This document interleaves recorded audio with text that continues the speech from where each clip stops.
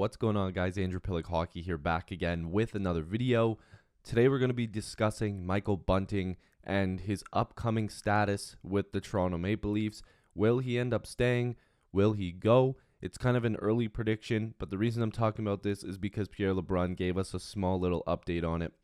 So if you are new here and you love Leaf-related content, news, rumors, trades, whatever, streams, game reviews, game previews, make sure to like this video and subscribe. Join the squad. I'd love to have you guys here. There are a lot of people that watch these videos that actually aren't subscribed.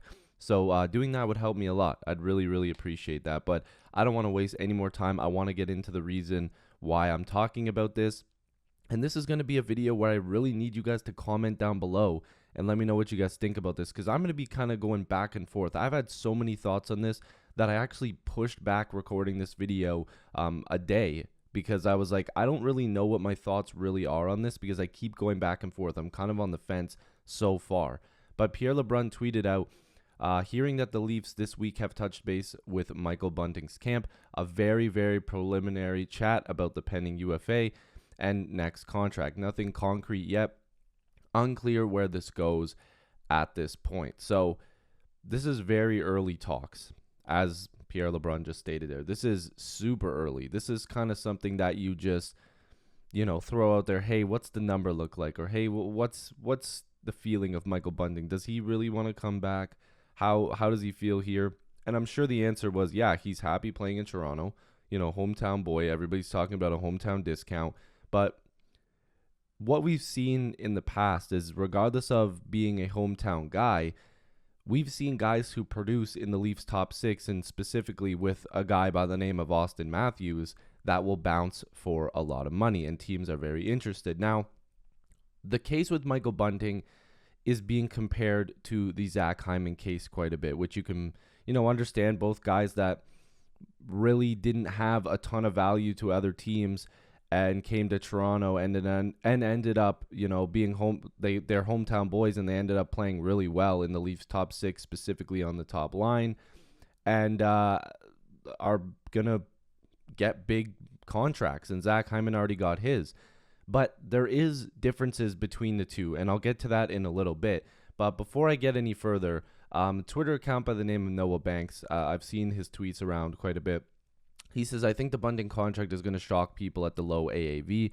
Can't see anyone in UFA committing more than 5 years to a 2-year sample size along a top 3 center and 2 top 10 right wingers. Something like 3.5 to 3.75 on an 8-year term is 28 to 30 million.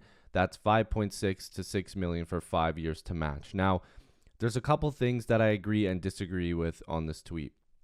I think the low AAV part, I don't think it's going to be that low unless they do get to the 8 years, which he says here. So it's kind of a agree to disagree type thing. Can't see anybody in UFA committing more than 5 years to a 2-year sample size.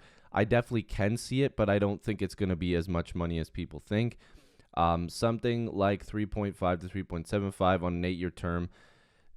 It kind of makes sense to me, but I can see the Leafs going to about 4 million or like 4.2 million on an 8-year term to try to keep him around, because they're going to lose the $3.5 million with Kerfoot. So you're essentially just going to be replacing Kerfoot's money with, giving Bunting a little bit more money. So I do think that the Leafs will give him that 8-year option, because that makes the contract go lower, because the more years you give to a player, you can lower that average annual value a little bit, throw in some bonuses, whatever. But it would help the Leafs if he was willing to sign that 8-year deal, guaranteed money, play with his hometown team. But I don't necessarily think that that's a hometown discount, because that's quite a lot of money for a guy that hasn't really shown a ton yet. He has, in my eyes, but hasn't shown a ton in terms of longevity in the NHL to anybody. He can't just sit here and say, yeah, he's a proven scorer. He's done this for years and years, and now he's finally cashing in. Michael Bunting is still quite a fresh player to the NHL at 27 years old. So he got that $950,000 contract. His cap hit was pretty low, and it was reported that contract was indeed a hometown discount, and that Michael Bunting took a discount and was being offered more by other teams. So that already screams, yeah, okay, I already gave you a discount once. I'm not going to be giving you a crazy discount now. So for his NHL career, you can see he's played a lot in the AHL. He never really got a shot to play with the Coyotes until the 2020-2021 season, where he had 13 points in 21 games, proving that he can put up numbers in the NHL, at least, producing a little bit, especially with a team like the Coyotes.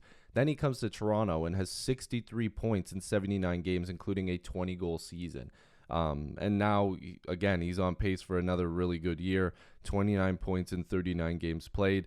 But again, that's only 2 years of a sample size, playing alongside guys like Austin Matthews, Mitch Marner, Tavares, and Nylander on power plays. Nylander playing with him now on the first line with Matthews. You can't just say, yep, this guy's going to be great for the rest of his career. Give him the money.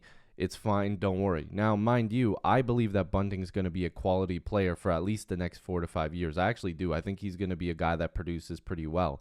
But you have to be careful with how much money that you dish out to a guy like that. But there are a lot of teams that would see a Michael Bunting and think, well, if we just play him with our top guys, he's going to produce. So maybe we will give him that extra little bit of money to pry him out of Toronto because we want that player. He brings grit.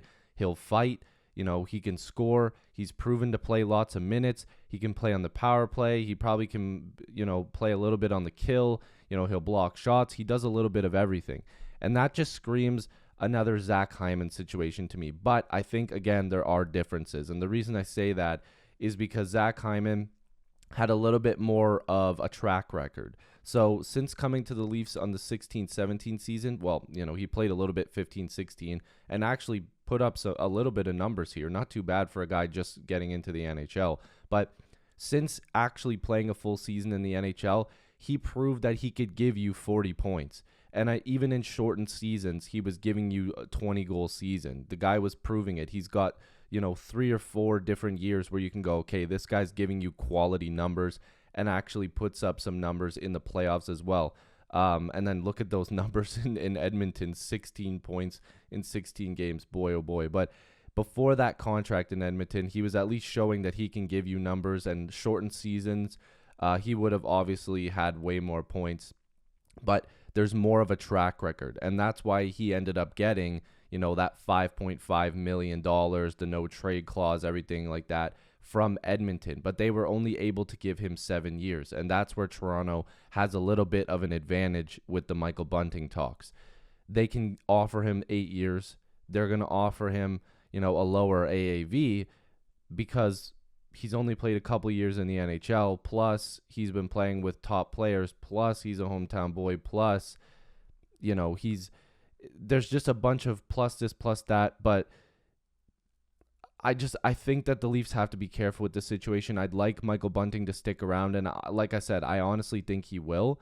But there's two sides to this, and that's why I didn't really want to make this video and rush it.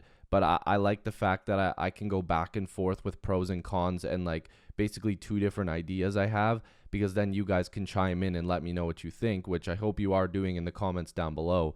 But I just think that they have to be careful here, and I think that the number is going to be over $4 million, especially on that 8 years. I think that they're going to try to get it close to the $4 million number and lower if they can, but I think it's going to be slightly over $4 million, because I think in the open market, he could easily get a contract that sits at $4.5 million. I honestly really do think that's possible. Again, teams are just going to look at him and say, if he's playing with their top players, he can play with ours. He's going to put up numbers. He was showing it already in Arizona that he can do a little bit. He can score some goals, and he gives you that added grit that, a lot of players are seemingly losing these days in the NHL. So I do think that there is some comparisons to the Zach Hyman situation, but I honestly don't think that you can fully commit to saying, yeah, here we go, Hyman all over again, because there was more of a track record from Hyman. He was, that same gritty, get in your face, go to the net, get pucks in the corners type of player, but he did it for a few more years, and he showed that he can keep those numbers up, and he can, score numbers in the playoffs and whatever else. Whereas with Michael Bunting, it's only been a couple years. And if the Leafs are like, hey, man, we're going to give you 8 years, but we can't give you huge money.